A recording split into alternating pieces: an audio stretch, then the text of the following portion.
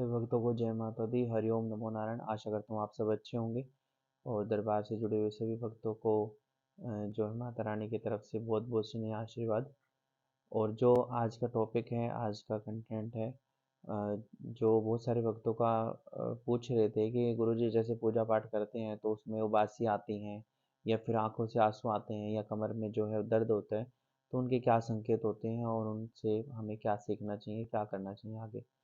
तो सर्वप्रथम मैं कुछ अपने अनुभव के आधार पर ही मैं आपको समझा पाऊँगा, जो मेरे अनुभव थे। तो जैसे कोई भी आप माता रानी का या किसी भी शक्ति का आप ध्यान करते हैं, तो सर्वप्रथम मतलब या तो गुरु आज्ञा से या आप स्वयं जिस भी शक्ति का ध्यान कर रहे होते हैं या फिर उनका कोई उनकी पूजा कर रहे हैं, कोई जाप कर रहे हैं या शंकर भगवान को मानते तो वो अभिषेक कर रहे हैं उनका, या पूजा पाठ कर रहे हैं उनकी जोत बत्ती करके ध्यान में बैठे हैं या कोई माला जप कर रहे हैं, तो उस समय जो शुरुआत होती है तब कोई ऐसा अनुभव नहीं होता।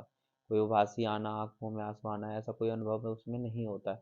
लेकिन जब धीरे-धीरे हम उसमें लगे लगे रहते हैं, मतलब एक ही मंत्र पर या एक ही नाम पर, ये एक ही तरीके की पूजा या कोई पाठ है या कोई नित्य नियम से जपने वाला कोई स्रोत है, जब उसका आप नियम से पाठ करते हैं, नियम से मतलब आपने कोई उसका संकल्प किया है कि मैं इसको सवा महीने करूँगा, सवा 2 महीने करूँगा या फिर जो भी है इसका 1 साल का आपने संकल्प किया है, तो जब आप उसको नियम से करते हैं तो लगभग माना जाता है कि लगभग आपका जो संकल्प है वो 70% अगर पूरा हो जाए, जो भी आप नियम से पूजा कर रहे हो 70% तक जो आपकी पूरी हो जाए, तो उसमें क्या होता है कि जब हम उस मंत्र का या उस शक्ति का ध्यान कर रहे होते हैं, तो शक्ति के कुछ अंश जो हैं वो हमारे जो शरीर के अंदर आने शुरू हो जाते हैं।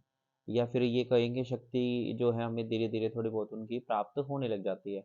या तो किसी भी प्रकार से वो मार्गदर्शन करेगी या हमें किसी भी प्रकार से बुरी शक्तियों से वो बचाएगी। तो जब वो शक्तियों के अंश हमारे शरीर पर आने लग जाते हैं या उन शरीर पर प्रभाव डालते हैं, तब सर्वप्रथम आँखों से आँसू जो हैं वो आना शुरू होते हैं। आँखों से आँसू आना मतलब आप बैठे हो, भजन कर रहे हो, ध्यान कर रहे हो माता रानी का या किसी भी शक्ति का, तो उसमें क्या होता है कि आँखों से जब आँसू आने लग जाते हैं, तो आँखों से जो आँसू आते हैं वो जो आँसू हैं वो गर्म नहीं होते, बिल्कुल नॉर्मल जो आँसू होते हैं, ठंडे से आँसू वो ऐसे होते हैं और आपको पता भी नहीं लगता। आपको पता भी नहीं लगता कि आपके आँसू आ रहे हैं, क्योंकि जब वो आँसू आते हैं तो क्या होता है कि जैसे आप भजन में बैठे हो, ध्यान में बैठे हो, तो एकदम से आँसू की जो बूँदें हैं वो टपक जाती हैं। आपको ये भी अनुभव नहीं होता कि आँसू आ रहे हैं या नहीं आ रहे। तो ये सर्वप्रथम ये अनुभव होता है। फिर धीरे-धीरे आप देखोगे कि मंत्र जाप करते हुए आपको उबासी आने लगी हैं, उबासी आती हैं और पहले तो बहुत लंबे-लंबे टाइम में आती हैं कि 10 मिनट में, 15 मिनट में एक बार उबासी आई। लेकिन फिर जल्दी-जल्दी आने लग जाती हैं, फिर और जल्दी आने लग जाती हैं, मतलब ध्यान भी नहीं लग पाता कई बार उबासियों के कारण। इतनी जल्दी-जल्दी जो है उबासियाँ आनी शुरू हो जाती हैं। फिर उसके बाद जो है आप अगर फिर भी आप निरंतर जाप में, ध्यान में रहते हैं, तो कमर में जो है दर्द शुरू हो जाते हैं। बताया जाता है कि इसमें 7 चक्र होते हैं हमारे, जो जिसको कुंडलिनी शक्ति भी बोलते हैं, तो उनकी जागृति होनी स्टार्ट हो जाती है, उसके कारण जो है कमर में जो दर्द है वो हमें शुरू हो जाता है। मतलब अगर आप शक्ति या किसी सेवा में, साधना में अगर आप हो, आपको उसके बारे में ज्ञान है या नहीं है, क्योंकि ये ब्रह्मांड जो है भगवान की इच्छा से चल रहा है, वो शक्तियाँ वो जागृत आप अपनी सेवा करते रहें, कर्म करते रहें, फल देना परमात्मा के हाथ में है। तो वो जब भी वो जो भी आप उसका कर्म कर रहे हैं, चाहे आप जानबूझकर कर रहे हैं या अनजाने में कर रहे हैं, तो उसका फल जो है परमात्मा आपको देना शुरू कर देते हैं। और जो जो भी मैंने आपको ये जो बताए हैं कि आँसू आना, फिर उबासी आना, फिर कमर में दर्द होना, फिर शरीर में झटके लगना, यही हाज़िरी की शुरुआत होती है और फिर इससे ही आगे हाज़िरी में तब्दील हो जाता है। जो भी शक्ति होती है वो जो स्टार्टिंग में जो आँसू के रूप में या उबासी के रूप में आती है, वो अंश रूप की शक्ति होती है। उसको आप ना के बराबर भी मान सकते हैं, लेकिन जो शक्ति है कि आप ये कह सकते हो कि आपके आराध्य की जो सेवा आप कर रहे हो, वो उन तक पहुँच रही है। वो आपकी बातों को सुन रहे हैं, समझ रहे हैं और आपके बारे में वो सोच भी रहे हैं और आपको मार्गदर्शन भी कर रहे हैं। तब ये जो आँसू आना, उबासी आना या फिर जो है अंश रूप की जो शक्ति है, वो आपके साथ चलती है। कई बार इसका सपने के भी माध्यम से भी जो जागृति होती है, सपने के माध्यम से भी शक्ति जो है अपना बताती हैं कि भई ये शक्ति आ रही है। बहुत अच्छे देवी-देवताओं के सपने दिखते हैं या फिर कोई मंदिर में दर्शन करते हुए दिखाई देते हैं। तो ये जो अपनी आप सेवा कर रहे हो, वो जो जागृति है उसकी, उसी के कारण ये होता है। ये आप ये कह सकते हैं कि भक्ति की शुरुआत होती है या भक्ताई लाइन की, किसी भी चीज़ की आप मान सकते हो। कि आप भक्ति के रास्ते पे, भक्ति पथ पर आप अग्रसर हो और आपको जो शुरुआती अनुभव होते हैं, वो आपको अनुभव हो रहे हैं।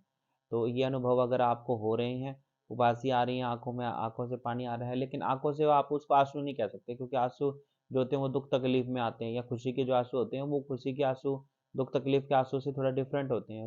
वो आपको पता नहीं लगता एकदम से कि आँसू आने वाले हैं और एकदम से आ जाते हैं वो आँसू। जब वो उनकी आँखों से पानी की जो बूँदें टपकती हैं, तब जाके हमें फ़ील होता है कि एकदम से ये हम मतलब ध्यान करते हुए या फिर जाप करते हुए एकदम से आँसू कैसे आ गए हमारी आँखों में। तो ये अनुभव होता है, मतलब वो आँखों से आप ये कह सकते हो, आँखों से पानी आना शुरू हो जाता है। तो धीरे-धीरे जो है पूजा पाठ में आपको और ज़्यादा मन लगने लग जाता है। और जो भी आप पूजा पाठ करते हैं और जिनको भी ये अनुभव होते हैं, तो आप ये समझ सकते हैं कि भक्ति पथ पर आप अग्रसर हैं। इसमें आपने एक चूक नहीं करनी है कि जो भी आप मंत्र या जो भी आप साधना कर रहे हैं या कोई भी पाठ कर रहे हैं, सारे शब्द, सारे जो है भगवान परमात्मा के बनाए हुए अंश हैं।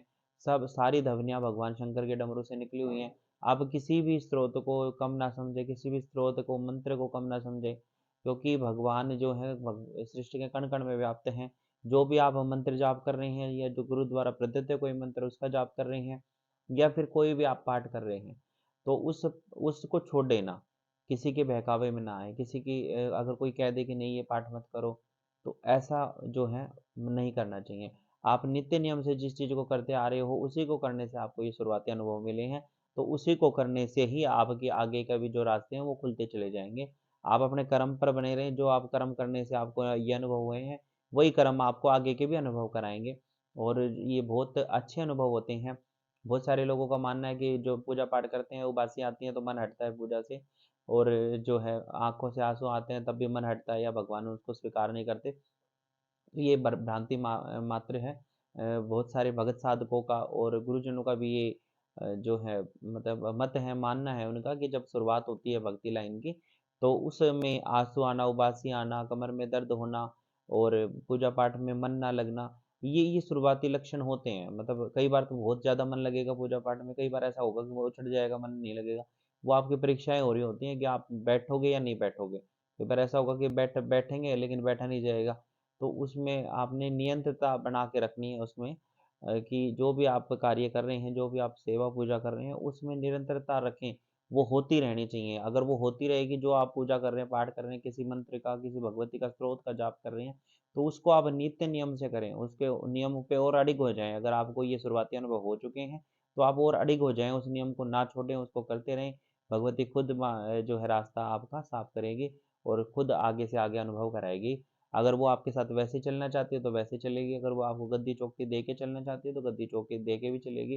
कुछ भगत ऐसे होते हैं कि जो नियम तो करते हैं, लेकिन जैसे बीच में 10 दिन छोड़ दिया, 20 दिन छोड़ दिया, फिर दोबारा से स्टार्ट कर दिया, फिर 10 दिन 20 दिन छोड़ दिया, फिर दोबारा से स्टार्ट कर दिया। तो उनकी जो जीवन यात्रा है वो बस खाली आँखों के पानी, उबासी और जो है शरीर के झटकों तक ही सीमित रह जाती है, उससे ज़्यादा कुछ नहीं होता उनके साथ। तो नियम बहुत ज़रूरी है, कोई भी आप पूजा पाठ करते हो तो नियम बहुत ज़रूरी है। क्योंकि जिस समय पे आप पूजा पाठ कर रहे होते हो, उस समय पे शक्तियाँ फेरा लगाती हैं। जिस शक्ति का आप ध्यान करते हो, वो आती है वहाँ पे, वो देख देख के जाती है। और जब आप उसके काबिल हो जाते हो, तो वो शनि आशीष भी प्रदान करती है, कई बार सवारी भी प्रदान कर देती है और वो स्वयं भी आपके साथ आ जाती है या प्रत्यक्ष रूप से दर्शन भी दे जाती है। तो नियम बहुत ज़रूरी है। आप जिस समय पूजा करते हो, तो कोशिश करें उसी समय पर ही करें। और बाकी अगर आपको ये अनुभव हुए हैं, तो भगवती आगे रास्ता ज़रूर दिखाएगी। जिस भी शक्ति को आप मानते हैं, देव, पितर, माता रानी या किसी भी शक्ति को, पीर, महात्मा को मानते हो, तो वो आपका रास्ता ज़रूर दिखाएँगे। और इसी के साथ मैं अपनी वाणी को विराम देता हूँ। जय माता दी, हरि ओम, नमो नारायण।